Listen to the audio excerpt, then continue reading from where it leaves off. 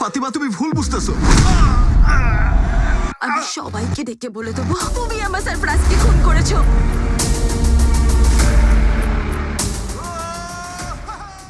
মুক্তির 3 মাস পর ভারতে মুক্তি পাচ্ছে শাকিব খান অভিনীত দরদ। গত বছরের 15 নভেম্বর প্রেক্ষাগৃহে মুক্তি পায় অনন্য মামুন পরিচালিত এই সিনেমা। মুক্তির আগে একাধিকবার নির্মাতা দাবি করেন এটি প্যান ইন্ডিয়ান সিনেমা। বাংলাদেশে তো বটেই, একই দিনে ছবিটি ভারতীয় বিভিন্ন ভাষায় মুক্তি পাবে। তবে বাস্তবে হয়েছে উল্টো। একই দিনে তো দূরের কথা, মুক্তির 3 মাস পর 28 ফেব্রুয়ারি ভারতে মুক্তি পাচ্ছে সিনেমাটি। ভারতে মুক্তির খবর জানিয়ে প্রযোজনা প্রতিষ্ঠান এসকে মুভিজ লিখেছে, খেলায় আজ শুধুই ভাব, হবে না কোনো আরি।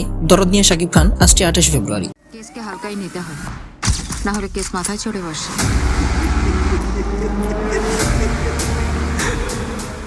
তবে শুধু পশ্চিমবঙ্গ নাকি ভারতের অন্য রাজ্যে মুক্তি পাবে দরদ জানেনি প্রযোজনা প্রতিষ্ঠানটি। দরদ সিনেমার গল্পে দেখা যায় বেনারসিতে একাধিক প্রভাবশালী ব্যক্তি খুন হতে থাকে। এই ঘটনা সবাইকে হতবাক করে। এসব ঘটনায় দুলুমিয়ার উপর সন্দেহ গিয়ে পড়ে। এরপর কি হয় তা নিয়েই এগিয়েছে সাইকোলজিক্যাল থ্রিলার ঘরানার এই সিনেমার গল্প।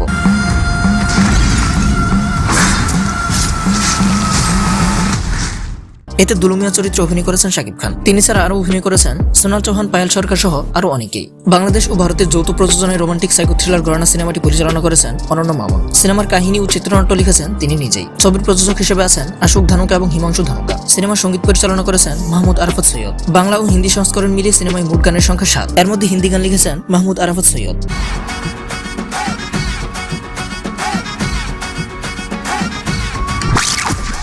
বাংলা গান লিখেছেন আসিফ ইকবাল এবং জাহিদ আকবর।